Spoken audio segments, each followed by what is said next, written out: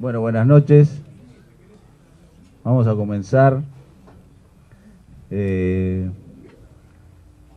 Búsqueda está cumpliendo este año 40 años. Nació en el año 1972, en unas épocas muy diferentes a las actuales. Y bueno, nació de una manera muy distinta a lo que ustedes conocen hoy. Nació así. Esto era Búsqueda en aquellos años, 1972, 1973, 74. Fue cambiando de una publicación que nació de manera casi amateur por el impulso fundamentalmente del doctor Ramón Díaz, que se distribuía casi manualmente entre 200 amigos. Bueno, porque no tenía periodistas, básicamente era una publicación doctrinaria. Ahora, 40 años después, se ha consolidado como una empresa periodística, pero una empresa al fin, que tiene alrededor de 100 empleados, todos registrados en el BPS, todos con sus sueldos al día, con los impuestos pagos a la DGI como corresponde. Que antes era, como decía, hace 40 años leída por 200 personas y hoy tiene un público lector de 50.000 personas. Nosotros vamos a hacer hoy, como consecuencia de en el marco de los 40 años de Búsqueda, el inicio de una serie de eventos que vamos a desarrollar y que se van a ir enterando a medida que lo vayamos concretando, sobre todo relacionados con el futuro del periodismo, que es el asunto nuestro, y de la libertad de expresión. Pero lo vamos a iniciar con algo que hasta ahora nunca habíamos hecho, por lo menos en público, que es contar cómo ha sido y cómo fue el emprendimiento empresarial de Búsqueda. ¿Cómo fue posible? Porque hay que pagar a los 100 periodistas y funcionarios que trabajan acá para salir todos los jueves.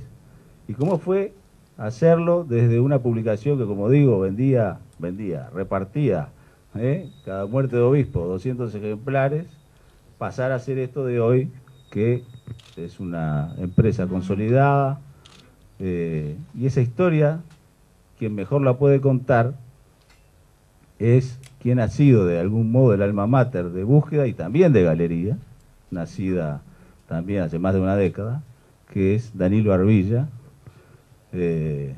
a quien tengo el honor de suceder en la dirección de Búsqueda. Búsqueda ha tenido 3 directores, el doctor Ramón Díaz, el señor Danilo Arbilla y quien les habla. Y lo vamos a hacer de un modo tal que no va a ser una conferencia larga como acostumbra Danilo a veces hacer, sino que vamos a utilizar al amigo Guillermo Sicardi, que es columnista nuestro desde hace un tiempo, y que está en la parte de emprendedurismo y que le va a preguntar las cosas relacionadas con cómo fue que se fue desarrollando este emprendimiento para terminar en la realidad que es hoy. Así que yo los dejo en compañía de Guillermo, abogado, máster en Administración de Empresas, director del Instituto de Desarrollo Empresarial de la Universidad de la Empresa y miembro de Iniciador Montevideo, una ONG que se dedica al emprendizaje, que quiere decir aprender a emprender. Eso me contó él una vez. Y Danilo, no tengo que presentarlo, pero bueno, fue director de Búsqueda, alma mater de esta organización, ex presidente de la Sociedad Interamericana de Prensa, en fin, todos lo conocen a Danilo, no sé si es necesario presentarlo más, ante todos ustedes lo conocen. Gran periodista y también gran empresario periodístico, que esto fue también una de las cosas que hizo posible que esto llegara hasta hoy y siguiera después de él. Lo dejo con los panelistas. Guillermo. Muchas gracias, Claudio, muchas gracias a Búsqueda. Les quiero contar que, bueno, también gracias a la iniciativa de Maximiliano de Muro, que aquí nos acompaña, un emprendedor serial, como nos gusta llamarlo, Él por sus actividades viaja mucho, está en contacto con España, con Uruguay, con Europa, y ahí fue que trajo esta iniciativa de traer Iniciador, que abrimos el primer capítulo en América Latina, un movimiento de emprendedores para emprendedores que surge en España, un país también no muy afín al emprendedurismo, bastante difícil de emprender, pero como dice también nuestro amigo Martín Barsavsky, que está en España haciendo el trabajo sucio, el de crear empresas. Y hoy vamos a contar justamente una historia poco conocida, que todos conocemos a Búsqueda por su innovación periodística, por lo que ha hecho en estos 40 años, pero pocos conocemos la realidad empresarial. Y para ello nada mejor, bueno, que hacerlo en este marco. Y hoy Danilo nos va a contar parte de esos aspectos, de cómo empezó, y acá tenemos algunos de los principales protagonistas de aquella época, a Ramiro Rodríguez Villamil, que ahí están las primeras ejemplares escritos así. ¿Cómo comienza esta historia en esos primeros albores y cuándo empieza a profesionalizarse esta gestión que permite que hoy Búsqueda sea lo que sea? Es muy simple, se lee en este libro y se acabó el problema. Y a otra cosa. Bien. Primera, toda una contradicción. Que esto es interesante para los emprendedores, el bandidaje, ¿cómo era la palabra? Emprendizaje. Aprender a emprender. Está bien. Todo esto es interesante porque todo es parte de una contradicción. La primera contradicción que un periodista esté hablando de empresa. Esto de que cuando a un periodista le quieren darle por la cabeza le dicen empresario periodista. Nosotros 2x3 cuando hablamos de algún periodista le decimos el empresario periodista. Pero bueno, yo como me ordenó Paulillo que hablara, como empresario voy a hablar. Búsqueda empezó con una contradicción. Es increíble. Un grupo de señores que salieron a promover una filosofía que habla que la gente se mueve por el interés, de la filosofía liberal, la de Adam Smith, llevó adelante una empresita sin fines de lucro. La empresita no marchó, estaba clavado. Es decir, a los 2 años dejó de salir casi. Hasta que el doctor Manfredo Sicato me habló y me dijo, ¿cómo podemos hacer para que esta revista, que el doctor Ramón Díaz, junto con el Ramiro Rodríguez Villamil y otros señores, quieren llevar adelante para promover la idea liberal, quieren que salga? Y dejó de salir. Yo le dije, mira, doctor, lo que tienen que hacer es contratar a un profesional. ¿Usted conoce a alguno? Y le di 2 o 3 nombres. El doctor Manfredo Sicato, que se había juntado con el doctor Pablo Fossati, que es quien no está con nosotros, lamentablemente.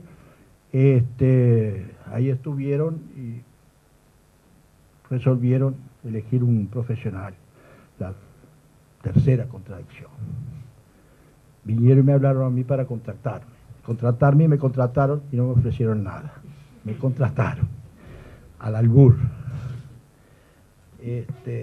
Y ahí empezó la historia de Búsqueda, que es bueno, digamos, traerlo para la iniciativa de esta gente, porque esto es así. Búsqueda, nunca nadie puso un peso. Esto es, en un momento pusieron 4.500 pesos. 1.000 pesos Fossati, 1.000 pesos Manfredo, 1.000 pesos Ramiro, 1.000 pesos Ramón Díaz, 500 pesos yo, que no sé de dónde lo saqué, para comprar un departamento en la calle 33 entre Cerrito y 25 de Mayo, que fue la única plata que se puso. Nunca nadie puso un peso para Búsqueda, y fue una empresa que en el año 98 se vendió en varios millones de dólares, no voy a decir cuántos, porque no sé si se declaró bien cuando se vendió, en el año 98, y los dólares de aquella época, y lo único que se vendió a una buena gente, por cierto, parte de ellos son aún los dueños, y lo que se vendió fue un nombre, porque realmente no tenía otra cosa, pero un nombre que sin duda vale. Quiere decir que fue una empresa que realmente funcionó. Y funcionó porque se manejó bien, porque otra de las cosas que es bueno saber es que esa empresa que comenzó a funcionar en una primera etapa con una idea fundamental o como una prioridad es promover la idea liberal, no recibió el apoyo del sector empresarial, porque, aunque no se crea, los empresarios no son muy amigos de los liberales. Ni la derecha es muy amiga de los liberales, ni la oligarquía es muy amiga de los liberales. Lo cual no quita que Búsquedas haya sido siempre la revista de la derecha, de los empresarios y de la oligarquía. Y si se quiere creer así que sea, pero ustedes no saben lo difícil que fue para Búsquedas conseguir el apoyo de los empresarios. Eso se los digo para que sepan que la historia fue así.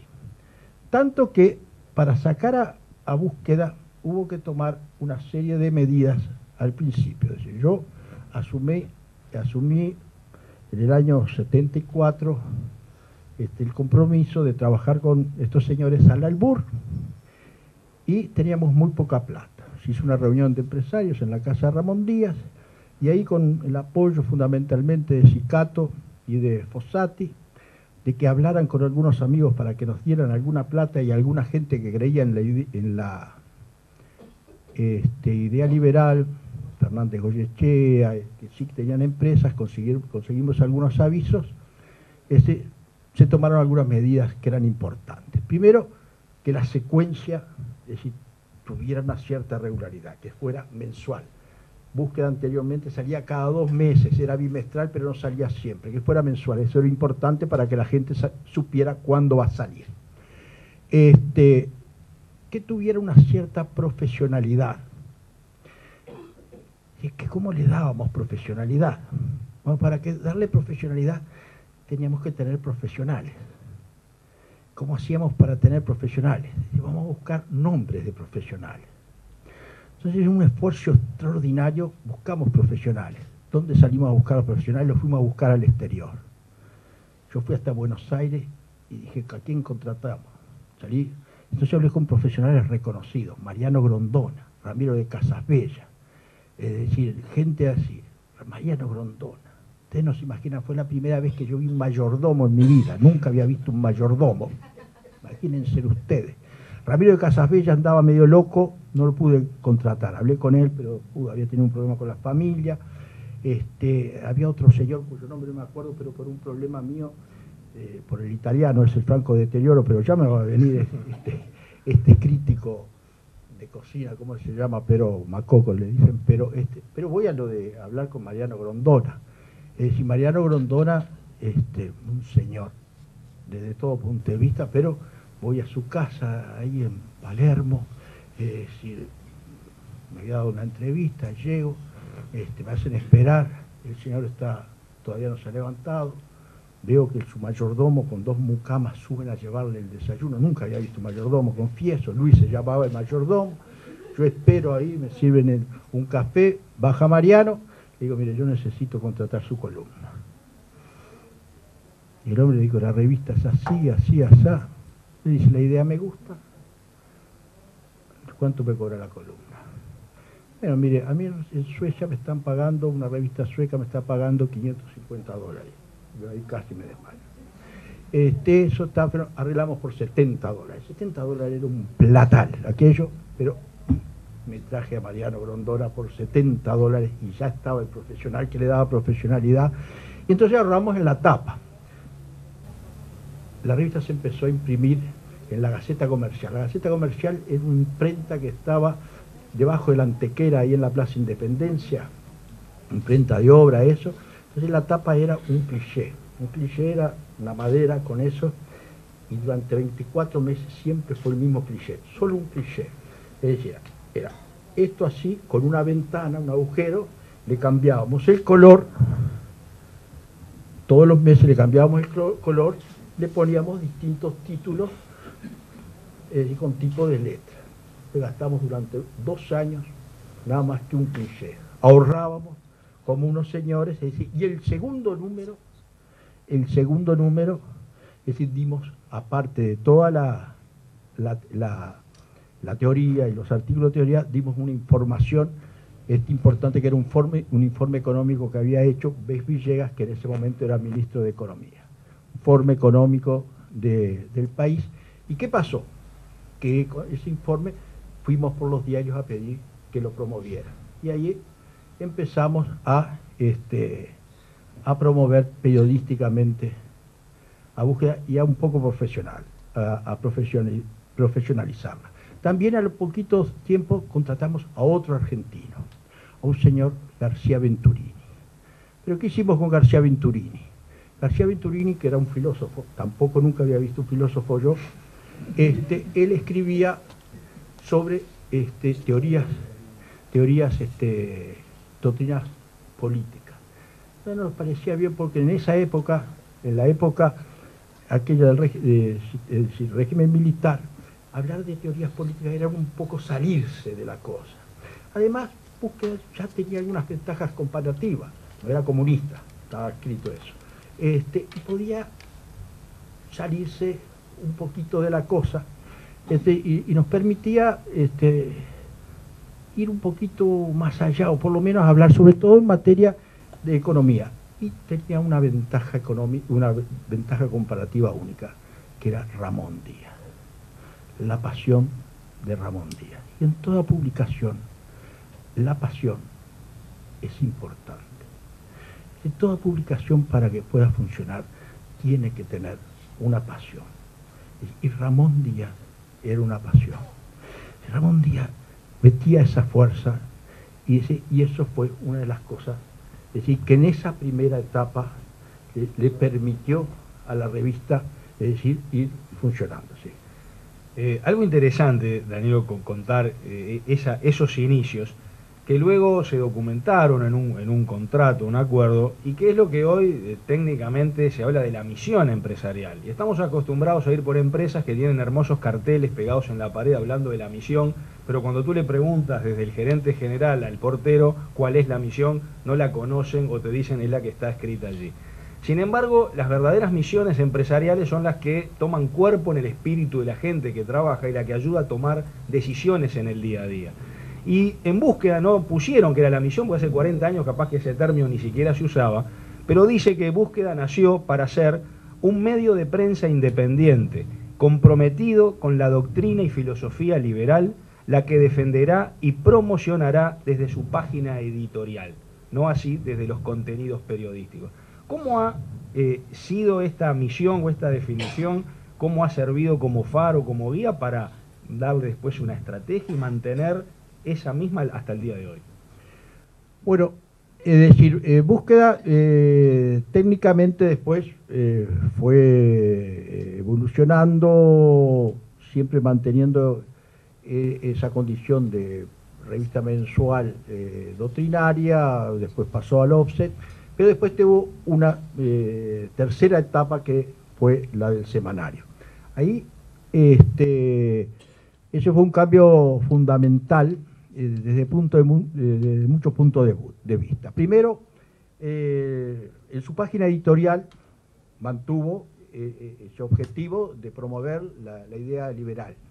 Pero en su página, en el resto, cuando se transforma en semanario, yo creo que Búsqueda logró efectivizar fundamentalmente la idea liberal de una manera muy especial, es decir, cumpliendo en la práctica la idea liberal, es decir, informando, llevando a todos los lectores la información de una manera tal de respeto, de efectivización, de concretización de la idea liberal, es decir, de respeto a toda la gente, es decir, de no establecer un dogma, de no establecer una verdad, sino decir, esta es la realidad, que cada uno vea, es decir, cómo la interpreta, cómo opina, para qué lado toma. un poco como dice el pensamiento que inspiró el título de Búsqueda de Platón, pero un poco como dice el pensamiento liberal. Eso fue, es decir, lo que sirvió de base, y eso fue lo que se estableció en un contrato que los miembros de Búsqueda, es decir, firmaron cuando Búsqueda se transforma en semanario. A eso quería ir justamente porque qué interesante, acá tenemos el producto, que es la información, cómo protegerlo, y tenemos los clientes, que todo el mundo dice que los clientes los ponemos en el foco, pero cuántas veces las empresas se olvidan y hasta lo traicionan con el producto. Sin embargo, a través de ese contrato fue una suerte de un mecanismo de control de calidad para ese producto y para ese cliente. El contrato cumplió dos funciones, de dos tipos. Por un lado, fue un control para un control de calidad a dos puntas, es decir, un control de calidad del producto y un control de calidad de la ideología. Es decir, el contrato garantizó que no iba a haber ningún tipo de perturbación por parte de los socios, pero que no hubiera ninguna perturbación por parte de los socios significaba para los empleados que no iba a haber ningún tipo de interferencia en su trabajo, y significaba para los clientes, digamos, para los consumidores, que no iba a haber ningún tipo de interferencia en cuanto al producto que se le daba. Es decir, ese contrato establecía, yo no me acuerdo, pero establecía que el trabajo profesional, es decir, que iba a haber una página editorial que iba a reflejar la opinión de los socios, que iba a haber un trabajo profesional en el cual no iba para nada a interferir ninguna opinión, ni ninguna interferencia, ni ninguna indicación de ninguno de los socios. Eso en el trabajo profesional de los periodistas. Pero tampoco en la página editorial iba a haber ninguna interferencia de ningún interés de los socios. Y además establecía y establece el contrato, porque ese contrato está vigente aún, y ese contrato fue asumido y es respetado hasta el día de hoy, me consta, por los propietarios de Búsqueda. Es decir, en esa página editorial no interfiere para nada ninguna interés extra de los dueños de Búsqueda. Y es más, ese contrato establece y estableció que ninguna actividad, aparte de actividad económica o de cualquier tipo, sobre todo política. Es decir, es bueno establecer que ese contrato estableció que ningún socio de Búsqueda que tuviera actividad política podía seguir integrando el Consejo Editorial de Búsqueda, escribir en Búsqueda o tener ningún cargo de jerarquía de Búsqueda. Eso lo establecía el contrato, es decir, pero eso no era mera letra, tanto que, es decir, en el año 1990, es decir, Ramón Díaz fue el fundador de Búsqueda, Ramón Díaz fue el director de Búsqueda, Ramón Díaz fue la pasión de Búsqueda, Ramón Díaz fue fundamental en los inicios de Búsqueda, sin ninguna duda, y Ramón Díaz en el año 90 asumió como presidente del Banco Central. Es decir, Ramón Díaz, cuando asumió como presidente del Banco Central, dejó de ser, Ramón Díaz en ese momento tenía el 20% de las acciones de Editorial Ágora, que eran su 20%, pero dejó de ser director de Búsqueda y dejó de ser miembro del Consejo Editorial de Búsqueda. Pero cuando Ramón Díaz dejó de ser presidente del Banco Central, no pudo volver a Búsqueda, no pudo volver a escribir a Búsqueda, no pudo volver a integrar el Consejo Editorial de Búsqueda, tanto que a los 5 años de haber dejado, a los 4 o 5 años de haber dejado el Banco Central, Ramón Díaz pasó a tener una columna en El Observador. Es decir, porque eso establecía el contrato, siendo director y accionista y miembro del directorio de la sociedad anónima. Y eso, en Búsqueda, siempre se respetó. Ramiro Rodríguez Villamil, que es quien escribe en Búsqueda desde el primer número, es la única persona que desde el primer número escribe y ha escrito en todos los números de Búsqueda. Cuando Ramiro Rodríguez Villamil pasó a ser director de otro medio, tuvo que salir del Consejo Editorial de Búsqueda, porque tampoco esa interferencia, Búsqueda, cuidaba hasta el último detalle. Esa fue una de las cosas que siempre se cuidó, es decir, no dejar librado nada sobre la limpieza de la publicación. Qué interesante este tema y qué enseñanza cuando vemos lamentablemente que muchas veces empresas y empresarios utilizan ese medio para sus favores personales, hasta muchas veces los propios directores y socios, que a su vez algunos tienen actividades, se compran y venden aprovechando esas relaciones. Cómo acá, a través de ese contrato y de esa moral empresarial, se ha mantenido. Sería interesante ver también que nos comentaras que es una de las grandes dificultades que se viven en las empresas uruguayas y sobre todo en empresas familiares, que es el rol que los socios asumen, más allá de contractualmente, en las distintas facetas de la empresa. Es común ver que un socio se dedique más a los aspectos del marketing, otro a los aspectos financieros. ¿Cómo fue acá un poco esos socios?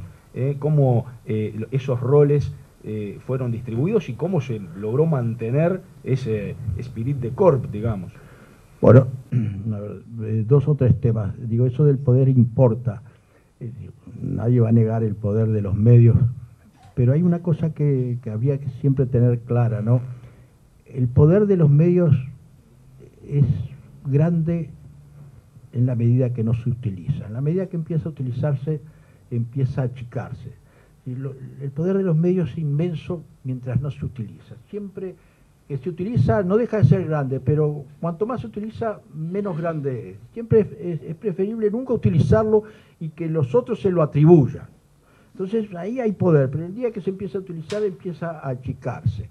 Con respecto a búsqueda, entre otras cosas que tenía su contrato, era búsqueda, ¿no? Cada empresa se maneja como se maneja. Búsqueda, en su contrato establecía que ninguno de los hijos de los socios, éramos 5 socios, podía trabajar en búsqueda. Entre los 5 teníamos 19 hijos. Y eso fue una de las normas que también Búsqueda estableció, y así fue hasta que se vendió, y fue de las normas que eso. Y además también tenía una característica. Había un profesional, que era yo en el caso, y los otros 4 socios depositaron su confianza en el profesional. Por lo tanto, si el profesional podía, el resto de los socios podían hacer lo más pero no lo menos. Podían echar al profesional, pero a partir de ahí no podían hacer menos que eso. Ahora, esta separación que realmente es lo que aconseja la academia, que es lo que se aconseja en los contratos de corporate governance, en la empresa familiar, ¿cómo se logró hacerlo prácticamente hace más de 30 años, cuando estos temas no estaban tan conocidos o difundidos? ¿Tú a qué lo atribuyes? ¿A la convicción de los socios, a su persona, a su moral, o en parte también a esa estructura organizacional que se dieron, que permitió encauzar todas las pasiones y los intereses naturales de cada uno y de sus familias, etcétera? Y bueno, no sé, es decir, lo copiamos, supongo. Creo que el sistema... Lo copiaron bien. Creo que se copió mucho, ¿verdad? Creo que el sistema lo copiamos del sistema anglosajón. En fin, Búsqueda, la diagramación está un poco copiada de Le Monde. Es una mezcla de Le Monde, La Opinión, y del Economista de Buenos Aires. El sistema ese es era el sistema clásico de la prensa anglosajona, es decir, la página editorial es la página editorial y la página informativa es la página informativa, es decir, las columnas llevan firma y el resto no lleva firma, y todos estábamos de acuerdo en que debía ser así. Y el criterio mío primaba y tenía la confianza de los socios y daba resultado y el medio iba ganando en credibilidad y el medio era respetado y se iban dando una serie de cosas buenas y teníamos un director que era Ramón que tenía esa pasión y empujaba y era guapo y en aquellos momentos era importante y bueno, Y se fueron dando y el semanario fue teniendo éxito, y el éxito ayuda mucho, y explotábamos las ventajas comparativas, es decir, las cosas se hacían, tratábamos que tuvieran fundamento, es decir, Búsqueda no tiene fotografías por varias razones, pero las razones por las cuales no tiene fotografías tienen fundamento, y varios fundamentos. Es decir, Búsqueda tiene esa diagramación en parte porque es copiada, pero en parte porque también Búsqueda fue una publicación que salió a buscar gente que leía. Esto es, los que no leían no nos interesaban, por cuanto no salíamos a buscar gente que no leía, sino a los que son lectores, le dimos importancia al contenido. Esto es, más que la diagramación, importaba el espacio que le dábamos al contenido. Es decir, que sacrificábamos la diagramación en función del contenido. Las fotografías. Fotógrafo salía más caro, primera cosa. Las fotografías en esa época, es decir, después la irrupción del observador cambió un poco el estilo acá en Uruguay. Pero en ese momento la fotografía, por ejemplo, yo era periodista, la fotografía era más bien, se utilizaba para arreglar la diagramación, a ver, achicar la foto, agrandar la foto, poner la foto más grande. Es decir, no. En la fotografía, es decir, en el Uruguay, donde todos nos conocemos, no cumplía una función tan fundamental. Y si los fotógrafos no eran fotógrafos que se ocuparan bien de sacar una foto importante, como después el observador creo que innovó un poco, es decir, toda la época de la dictadura eso paralizó todo eso, no cumplía una función. Entonces para nosotros, es decir, en todo caso aliviábamos con una caricaturita, pero lo que importaba era el contenido. Entonces eso era importante, es decir, el contenido. Segundo, tampoco en la escritura no importaba tanto el lit, el copete, el titular para atraer al lector. No, el lector que empezara a leer desde el principio y terminara a leer. Necesitábamos además una forma de escritura con detalles, bien relatada. Teníamos, entonces ahí buscamos, y fue clave, por ejemplo, al principio, tener un redactor, y yo voy a destacar a Daniel Gianelli. Gianelli es un excelente periodista de agencia de Associated Press, es decir, que redactaba para el exterior. Eso era importante para el exterior. Es decir, redactaba el exterior, el periodista para el exterior, es decir, en Las Piedras, a 20 kilómetros de Montevideo, va ubicando al lector. Eso era importante. Entonces, en Búsqueda decíamos, ayer, miércoles, es decir, parece una pavada, pero era un detalle. Ayer miércoles, el lector va leyendo y decía, ayer miércoles. Nosotros no dejábamos librado ninguna pavada al azar. Entonces, Daniel Gianelli, que fue uno de los primeros que contratamos y que además fue un gran maestro para otros, es decir, entonces todo eso, es decir, eran fundamentos que servían. Entonces, no es un masacote de Búsqueda, es decir, graciosamente, es un masacote para el que lo vea así, pero para el que va a leer es importantísimo porque va a leer porque su interés es leer, que quiere ver figuritas, que vaya a ver figuritas, pero nosotros no le íbamos a vender figuritas, le íbamos a vender lectura, y la gente leía. Es interesante ver cómo hay un libro muy bueno y muy recomendable que se llama Execution, la traducción al español es el arte de la ejecución de los negocios, de Larry Bossidy, que habla que en toda empresa hay tres grandes procesos: un proceso de la estrategia, como acá lo vimos, una estrategia que va a un público muy definido, muy específico. Hay otro proceso que son las estructuras operativas, el contrato, el corporate governance, la metodología. Y me da pie para hablar del otro proceso tan importante y que hoy nos preocupa a todos, que es el proceso del personal, de la gente, que en definitiva en un medio de estas características y en una empresa de este tipo, en todas sucede, más o menos, pero en estas particularmente, la calidad, porque para dar esos contenidos de tan buena calidad, también, ¿no?, como dice el dicho, para entregar servicios extraordinarios se requiere de personas extraordinarias. ¿Cómo fue un poco esa selección de personal? ¿Cómo los lograron mantener en la empresa y lograr que se adaptaran a un estilo que era nuevo? Porque el uruguayo sabemos que es muy rebelde y que quiere hacer cada uno las cosas a su manera. Bueno, yo qué sé, hay muchas cosas que tenían que ver con la idiosincrasia de los uruguayos. Los uruguayos somos muy especiales, ¿verdad? los uruguayos, por ejemplo, tenemos un empleo principal, ¿verdad? El empleo principal nos permite pagar el alquiler, comprar la ropa, la comida, y después tenemos una changa con la cual pagamos la entrada al estadio y la cena los viernes con los amigos. Con eso la changa. No es la presidencia de la República, ¿no? No. Sí, el empleo principal puede ser un empleo público o un empleo grande. No, por la changa. Y la changa, la changuita es la que nos reventamos por la changuita. Cuando empezamos el semanario yo tomaba periodista, que era la changa. Y los periodistas laburaban como locos para búsqueda. Es decir, y el otro empleo era el seguro. Era el seguro. Y búsqueda, yo le pagaba por nota y aquello fue estupendo. Y las grandes notas eran en búsqueda y ahí trabajaban. Y búsqueda fue levantando, hasta que pudo pagar un buen sueldo. Cuando pagó el sueldo, búsqueda hizo una innovación exclusivo. Pagábamos sueldo, solo se trabaja en búsqueda, porque si no la changa iba para otro lado. Es decir, y eso fue así. Búsqueda estableció una serie de novedades. Una fue, ahora pagábamos un buen sueldo.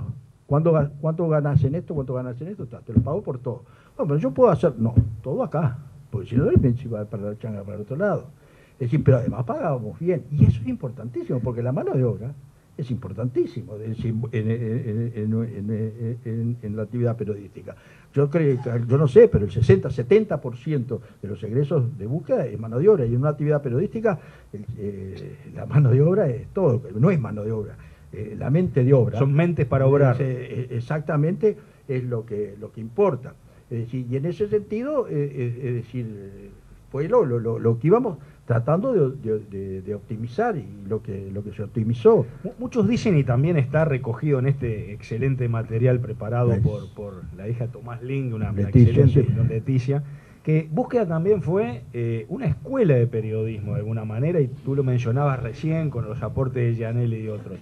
¿Cómo funcionaba en la práctica esa escuela, digamos? Hoy las empresas hablan de los procesos de inducción, hablan de la capacitación, pero ¿cómo funcionó en la práctica esa escuela de periodismo? Bueno, digamos, funcionaba en la práctica. Es decir, pero se reunía, habían reuniones de análisis después de cada semana, antes y después de la salida de cada semanario. Y bueno, y eran todos muy buenos periodistas, ¿no? Y había discusión, y eso era muy importante. Había unas mesas redondas semanalmente, y después del semanario se discutía el semanario, y eso fue bueno, y ese intercambio era importante. Yo creo que se hacía en la práctica, y sin duda salieron buenos periodistas. Es decir, una de las cosas lindas es que hoy cualquier medio que hay en el Uruguay, si uno mira la televisión, todos los jefes de la televisión hoy, de los informativos de televisión, son toda gente de búsqueda. Según me han contado, creo que es así, y en todos los medios hay si no son los jefes, casi todos son gente de búsqueda o gente que estuvo en búsqueda, y eso es bueno, pero es que en búsqueda lo único que se le pedía a la gente cuando venía era que hiciera de periodista. Y el periodista, se decía, había un presidente panameño que decía que esto de ser periodista debe ser una cosa bien atractiva, porque incluso hay gente que trabaja de periodista ganando sueldos muy bajos, así que debe ser una cosa muy atractiva. Y esto de ser periodista debe ser una linda cosa. Y bueno, yo les decía, mire, hagan de periodista. Y ya con eso metían, y ya eso servía. Permitirles la propia realización. Ya con eso servía. Y en muchas cosas, la gente hacía.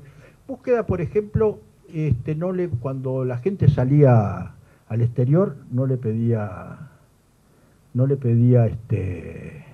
que trajera rendición de cuenta. Entonces le decíamos, mira, vos gastá todo lo que sea necesario.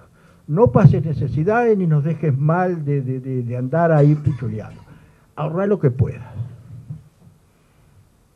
Y yo estoy seguro que nuestra gente gastaba menos que los demás.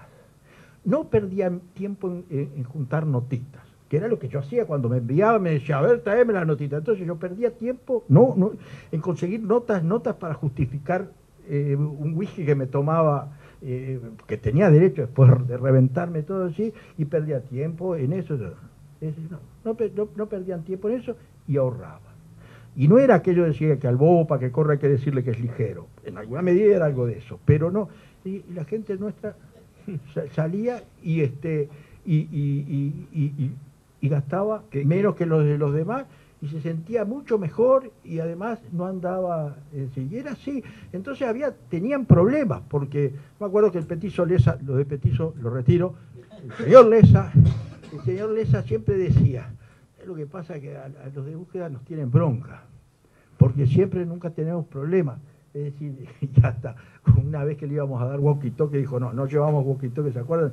En el Parlamento no llevamos walkie-talkie porque los que nos falta, lo de búsqueda siempre, porque es decir, era la comodidad, y en definitiva eran los que gastaban menos, los que ahorraban más, pero es decir, trabajar tranquilo. Hoy esto es uno de los principios del management, todos los días los vemos en las empresas, que es nada más y nada menos que confiar en la gente con quien trabajás. Y también parte de un principio liberal, que es que las personas son responsables de sus propios actos, y uno parte del principio de la buena fe, ¿no? Que los contratos, y el doctor Pasquet ayúdeme jurídicamente a recordar mi vieja profesión, los contratos y el contrato laboral, que en definitiva es un contrato, tiene que ser ejecutado de buena fe.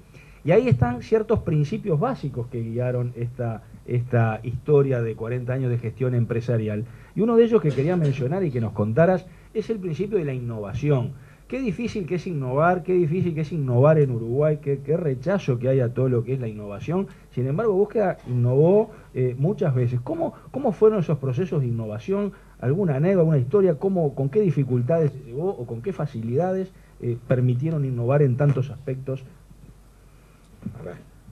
¿Qué innovamos? Porque Búsqueda es la cosa más... en el estilo periodístico, el lanzamiento de galería, en tantas cosas que después vamos a entrar en innovamos, yo creo que no, a veces ser conservador o hacer cosas que no hace. Es decir, Búsqueda innovaba en el personal,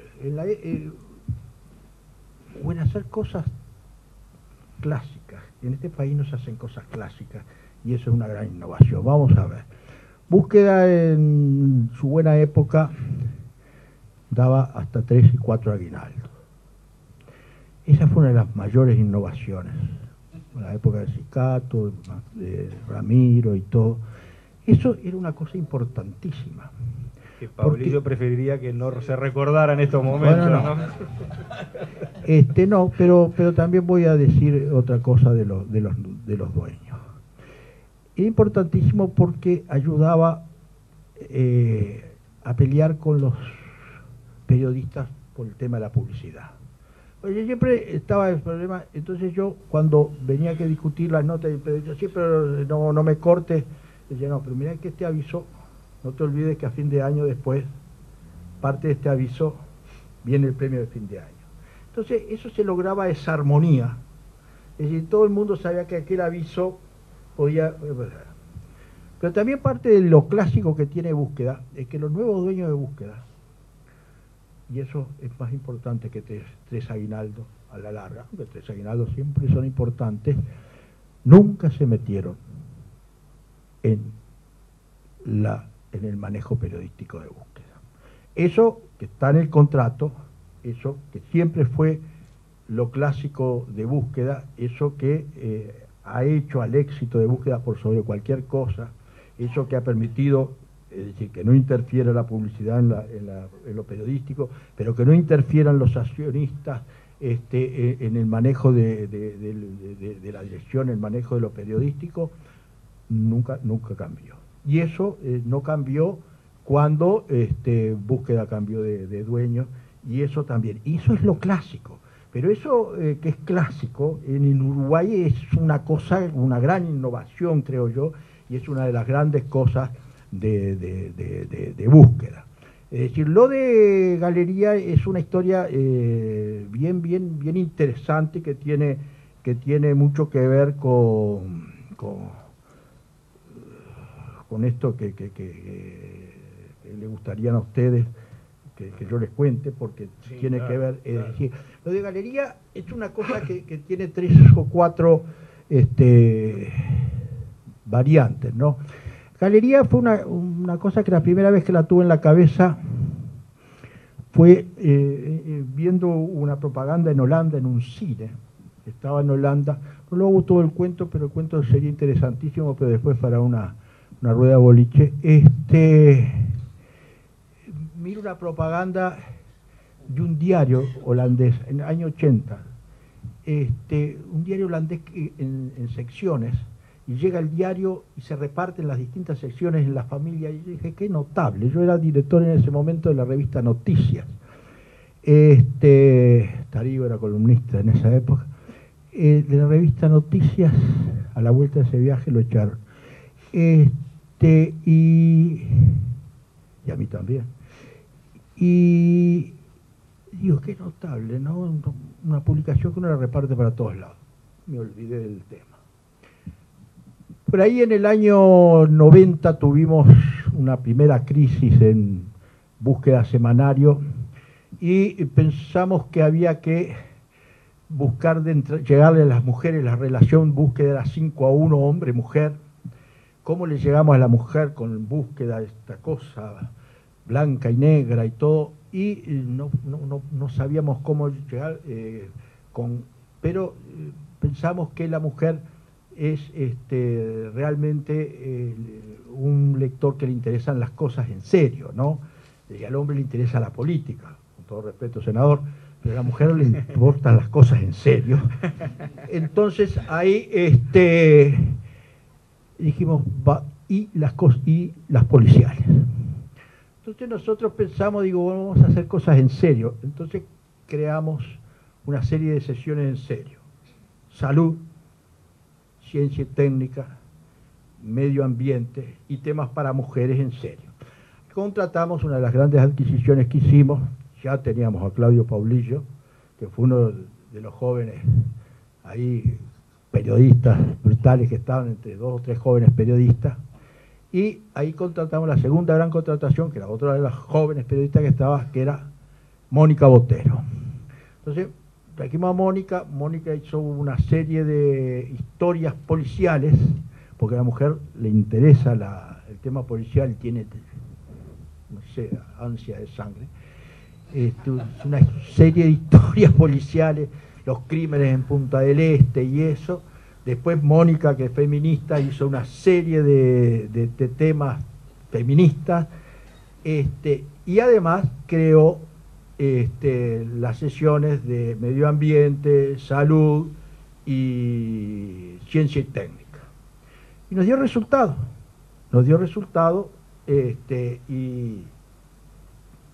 y la cosa funcionó, y la relación fue 5-3. ¿No? La mujer... Y ahí pasó, pero siempre me quedó aquello de que había que buscar algo para lo otro. Por el año 96, 97, le propuse a mis socios, ya la sociedad, Ramón no estaba, pero no estaba, de sacar una revista paralela para otro sector.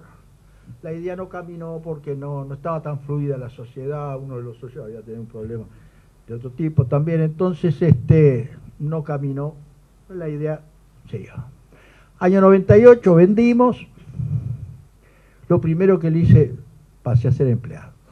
Lo primero que hice a los nuevos dueños les propuse, tengo una idea de hacer una revista así asá.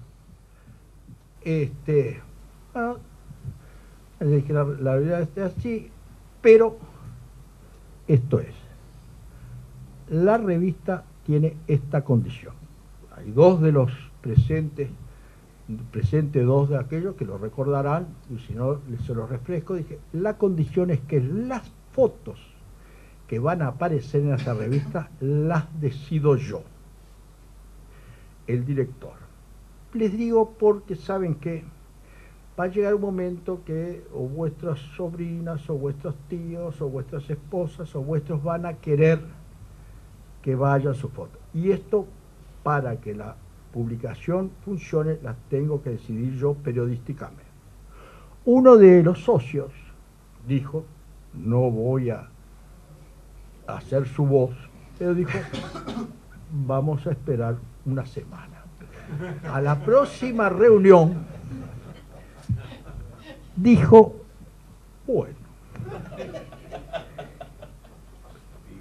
vamos a hacer un stand-by porque no quiero tener problemas con Paulina, no con Dios. Entonces, y quedó en suspenso la revista. 2 años después, las cosas son como son. Yo no estoy en la vida para ocultar nada. 2 años después vino una crisis. Entonces yo ahí planteé de que había que sacar la revista. ¿Por qué planteé que había que sacar la revista? Totalmente distinto, porque ustedes recuerdan que el asunto era llegar acá, había que sacar la revista. ¿Por qué? Yo tenía un amigo que era un lector estupendo de búsqueda, un lector, pero lector. Voy a comer un chivito con él en un bar que está en San José y Andes, que tiene una inmobiliaria, todavía la tiene. La crisis era tremenda. Creo que hasta cayó de la Rúa el año siguiente, enfrente. Y esto es terrible, brutal. Dice, no sé dónde vamos a ir a parar, y hasta cuándo parará esto. Lunes era. Y le digo, ¿no leíste el editorial de Búsqueda? Me dice, ¿qué querés que te diga, Danilo? Con lo mal que estoy, todavía querés que lea Búsqueda para que Búsqueda me explique en blanco y negro por qué estoy mal y por qué voy a estar peor. Yo salí, dije, realmente la gente lee Búsqueda, cuenta la realidad, y a la amargura de la gente no tendríamos que dar buenas noticias y en colores. Y dije, tenemos que hacer algo, tenemos que hacer periodismo, pero periodismo de buenas noticias, y buenas noticias hay, porque por muy mal que esté, la gente cumple años, la gente se casa, la gente hace vernizaje, la gente... hay que hacer una revista, y hay que hacer una revista haciendo periodismo, porque Galería no es una revista frívola. Galería no es una revista de sociales. La Galería es un medio periodístico que informa cosas que suceden, es decir, cosas reales que pasan y que informa y que Búsqueda nos las informa. Y dije, hay que hacer eso. Y la propuse. E insistí que hay que hacerlo, que había que hacerlo. Pero que además tenía otras virtudes. Es decir, que mientras todos los medios se achicaban, Búsqueda, en un alarde, crecía. Y así fue, y los convencí, para mal de ellos, porque pusieron plata como negro. Los negros no ponen plata, pero sí, pusieron plata, los convencí. Y así salimos, mientras todos reducían personal, Búsqueda crecía, aumentó el personal y sacó una nueva revista. Primera cosa de imagen. Segunda cosa, que fue un caso de marketing, es decir, nosotros no podíamos, el poder adquisitivo de la gente bajaba.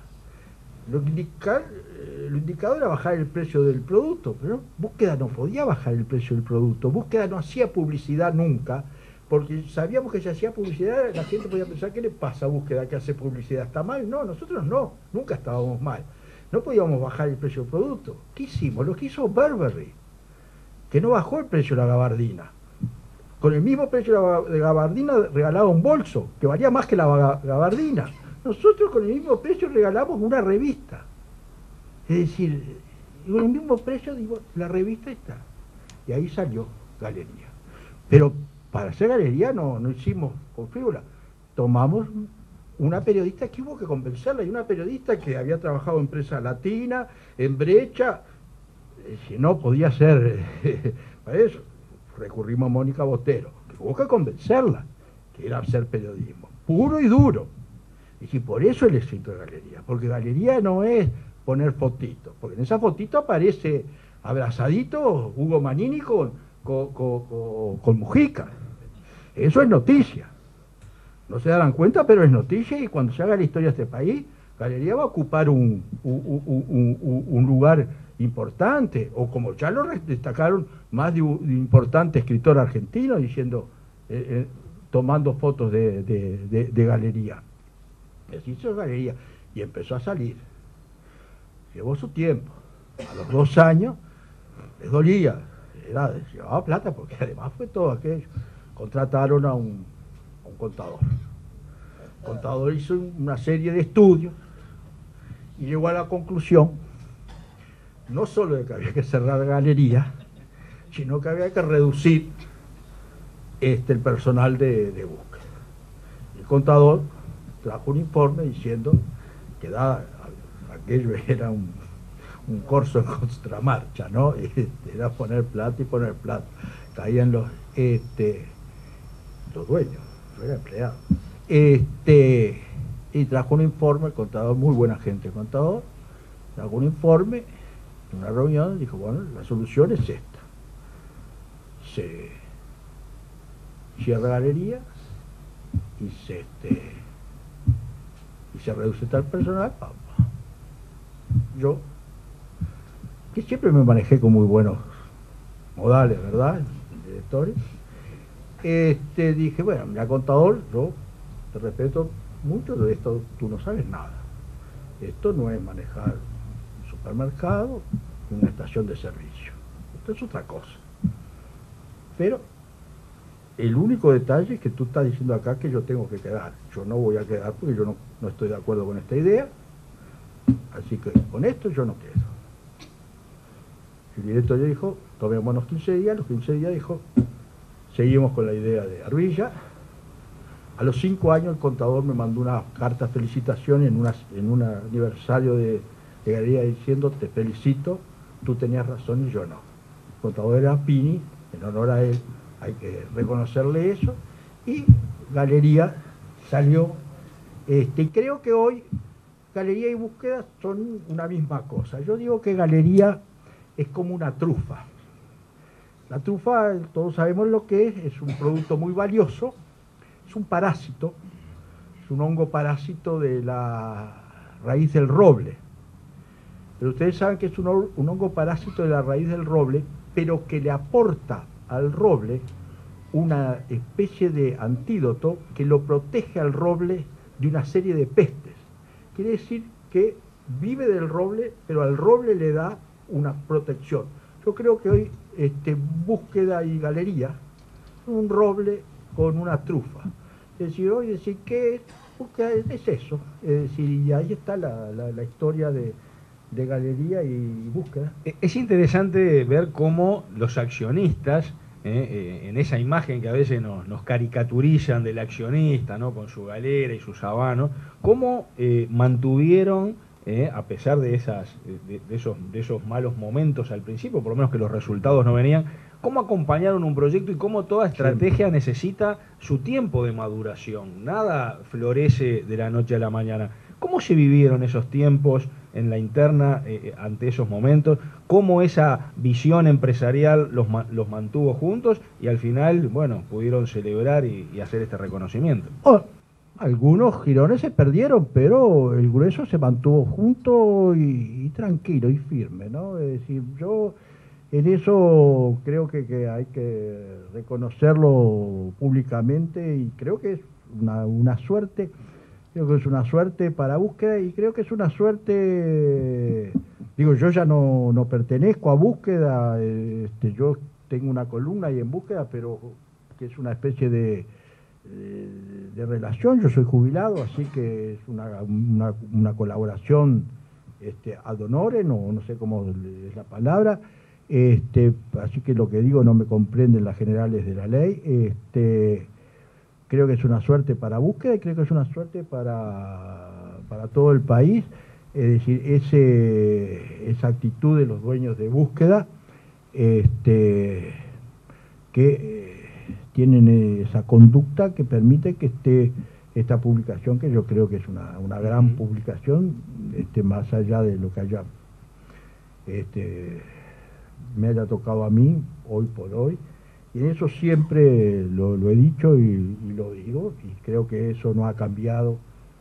Me consta que no ha cambiado y que en aquellos momentos fue difícil. Y digo que fue difícil porque eso sí lo sé, fue difícil porque tuvieron que poner mucha plata, ¿no? Uh-huh. Antes de darle la chance a quienes nos acompañan esta noche de hacer algunas preguntas, me imagino todos tendrán varias para hacer en este raconto tan interesante. Bueno, ahora, en los próximos meses, Búsqueda cumple 40 años y parte de las actividades previstas es pensar el futuro del periodismo, ¿verdad, Claudio? ¿Cómo imaginás, Danilo, Búsqueda, los 80 años de Búsqueda? Vamos a ver, sé que Manfredo va a estar acá. No sé si yo, pero Manfredo sí. Yo dije que íbamos a hacer un semanario para que viviera 100 años. Así que va a estar. Yo creo en la publicación de papel. En fin, yo creo que va a estar, yo creo que todavía va a haber, yo creo que aún los dictadores siguen preocupados con todo el avance que ha tenido la comunicación, aún siguen preocupados por los diarios y por los semanarios, no dejan de estar preocupados. En todos lados no dejan de estar preocupados. Los loquitos sueltos, como este señor Assange, digo que se hace una falta de respeto, los loquitos, lo de suelto lo retiro, sacan una información brutal, pero la información del señor Assange, que no es chica, no es información hasta que no la puede colocar en el País de Madrid, hasta que no salen los diarios, en los diarios de papel, Assange no fue. Es decir, y eso es un dato de la realidad. Es un dato de la realidad. Es decir, a Chávez, de Venezuela, es decir, lo preocupan los diarios. No lo preocupa, si lo preocupa un poquito la televisión también. Pero ¿por qué lo preocupa la televisión? Porque toma de los diarios.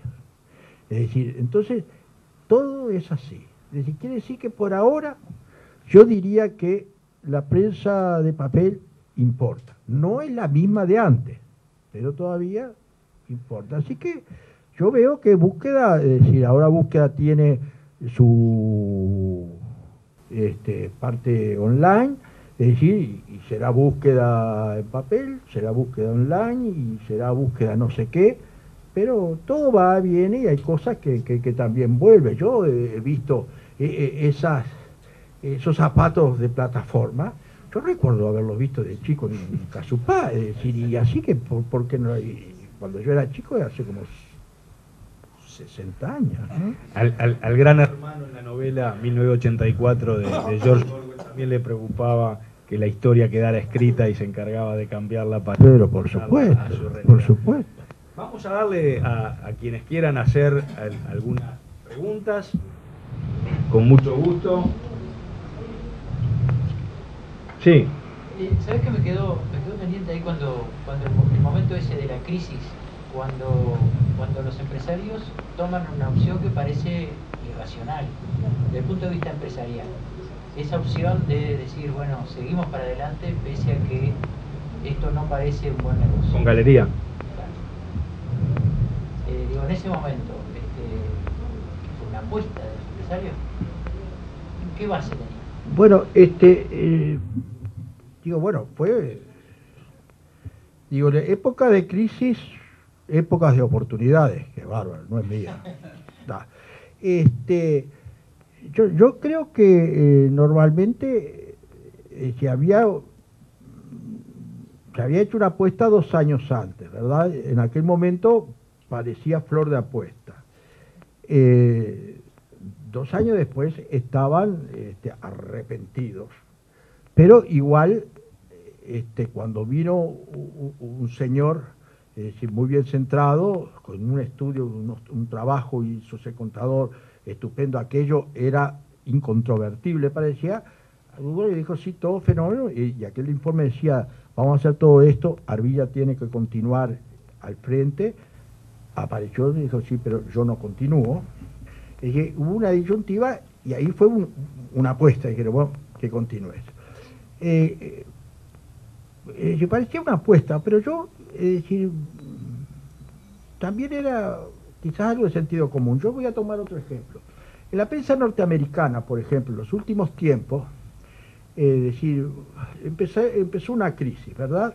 Entonces, hablo de lo que yo conozco, yo no sé cómo sería en otros negocios, quizás, y yo en ese momento dije, digo, en otros negocios es diferente. Por ejemplo, tomo el caso de los supermercados y creo que lo dije en ese momento.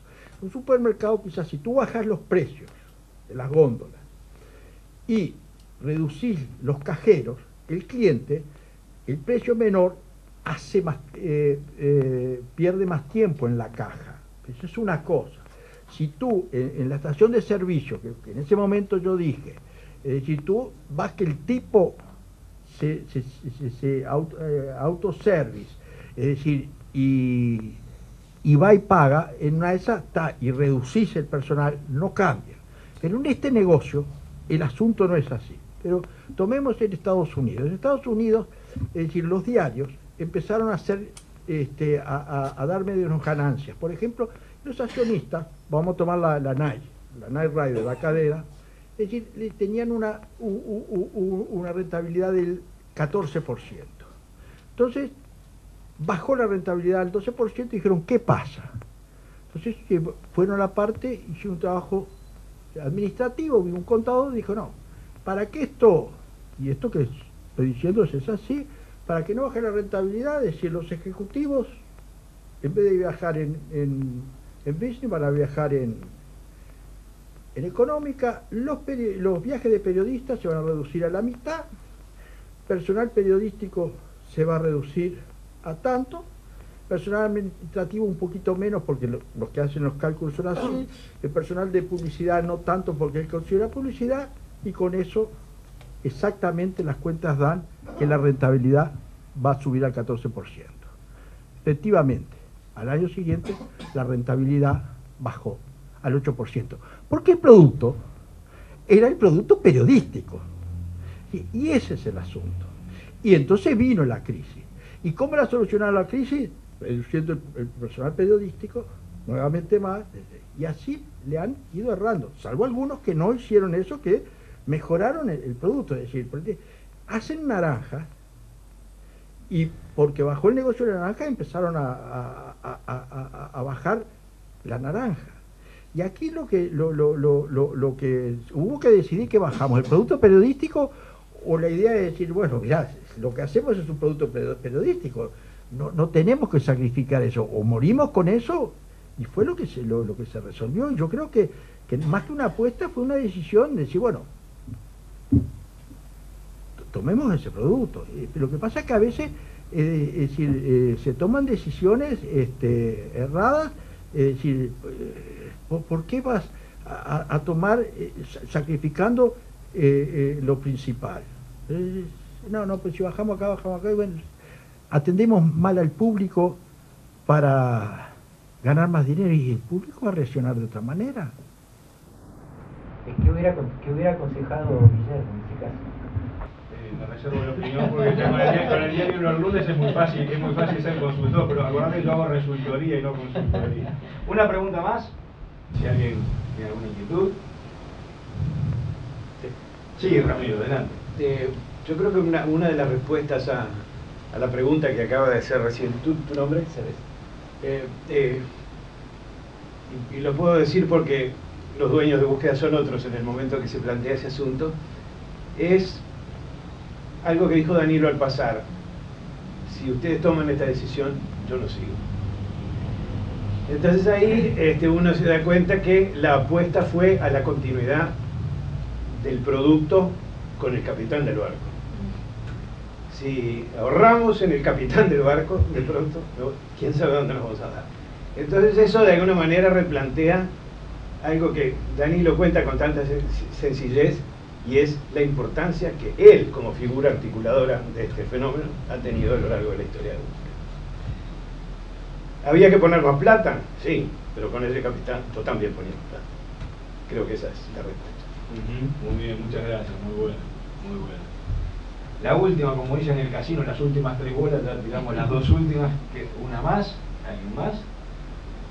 Bien, yo quería terminar esta reunión recordando una frase que no por conocida deja de ser bueno recordarla, que dice que las grandes obras las sueñan los genios locos, las ejecutan los luchadores natos, las aprovechan los felices cuerdos y las critican los inútiles crónicos. Así que a esta banda de locos y de luchadores natos, creo que los que estamos aquí y todos tenemos que agradecer este emprendimiento que es Búsqueda, no solo por sus contenidos periodísticos, por hacernos llegar la información, sino por haber hecho un emprendimiento, porque el emprendedor es alguien que está para crear valor y también para transmitir valores. Danilo, muchas gracias. Feliz.